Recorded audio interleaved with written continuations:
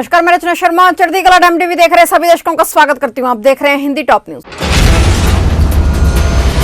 पश्चिम बंगाल में विधानसभा चुनाव को लेकर सरगर्मियां तेज हो गई हैं। बीजेपी का केंद्रीय नेतृत्व बंगाल फतेह करने के मिशन पर लग गया है। इस बीच तृणमूल कांग्रेस के अध्यक्ष और मुख्यमंत्री ममता बनर्जी के राजनीतिक सलाहकार प्रशांत किशोर ने ट्वीट करके कहा कि अगर बीजेपी दहाई का आंकड़ा पार करती है तो मैं ट्विटर छोड़ दूंगा। प्रशांत किशोर ने सोमवार को ट्वीट करके कहा कि मीडिया का एक वर्ग बीजेपी के समर्थन में माहौल बनाने की कोशिश कर रहा है। इससे साफ है कि बीजेपी दहाई के आंकड़े के लिए संघर्ष कर रही है।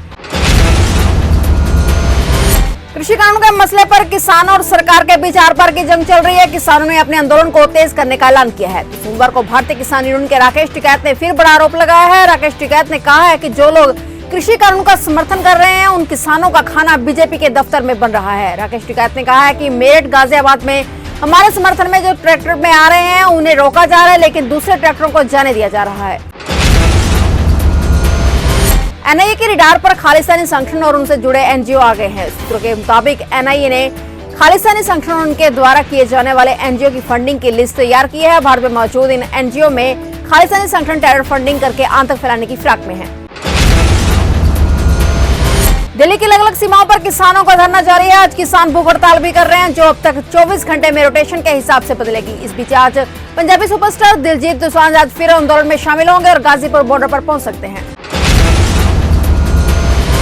दिल्ली की सीमाओं पर जारी किसानों के आंदोलन का आज 27वां दिन है। किसान संगठनों द्वारा आज भूख हड़ताल बुलाई गई है। आज इन संगठनों के नेता हर धरना स्थल पर भूख हड़ताल पर बैठे हैं। इससे पहले भी किसानों ने भारत बंद भूख हड़ताल बुलाया था। गाजीपुर बॉर्डर पर किसानों का प्रदर्शन जारी है। सोमवार को गाजियाबाद के एसपी सिटी एसडीएम किसानों से मिलने पहुंचे और उनसे बातचीत की। किसानों का कहना है कि उनके समर्थकों के ट्रैक्टरों को रोका जा रहा है। उत्तर प्रदेश में होने वाले विधानसभा चुनाव में अभी काफी वक्त है, लेकिन सूबे की राजनीति गरमाने लगी है। बीते दिनों आम आदमी पार्टी ने यूपी का विधानसभा चुनाव लड़ने का ऐलान किया, जिसके बाद सोशल मीडिया के जरिए आप पार्टी यूपी की योगी सरकार पर हमला कर रही है। सरकारी स्कूल से लेकर कई अन्य मुद्दों को लेकर दिल्ली सीएम अरविंद केजरीवाल, मनीष सिसोदिया, संजय सिंह समेत अन्य नेता बीजेपी पर निशाना साध रहे हैं। एक तरफ आम आदमी पार्टी यूपी सरकार पर निशाना साध रही है, तो सोमवार को ही कांग्रेस नेता प्रियंका गांधी वाड्रा ने भी ट्वीट किया। यूपी में आवारा गायों के मुद्दे पर प्रियंका ने यूपी सीएम योगी आदित्यनाथ को चिट्ठी लिखी। केरल की सरकार ने प्रदर्शनकारी किसानों के समर्थन और नए कृषि कानून के विरोध में विधानसभा का विशेष सत्र बुलाने का फैसला लिया है। केरल की सीपीएम पार्टी की सरकार 23 दिसंबर को विधानसभा का विशेष सत्र बुलाएगी और नए कृषि कानूनों के खिलाफ प्रस्ताव पास करेगी। आज एक बार फिर किसान अनशन पर हैं। वही किसानों ने 25 से 27 दिसंबर तक एक बार फिर से टोल फ्री करने का ऐलान किया है। किसानों के आंदोलन के कारण दिल्ली के कई बॉर्डर आज भी बंद हैं।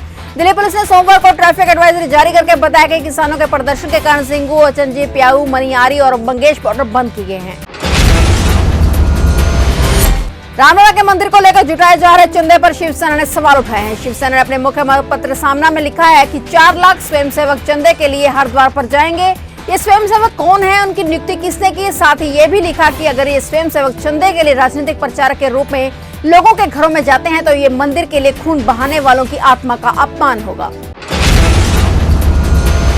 फिलहाल टॉप न्यूज में इतना ही। तब तक के लिए देखते रहिए चढ़ती कला टाइम टीवी और मुझे दीजिए इजाजत। धन्यवाद।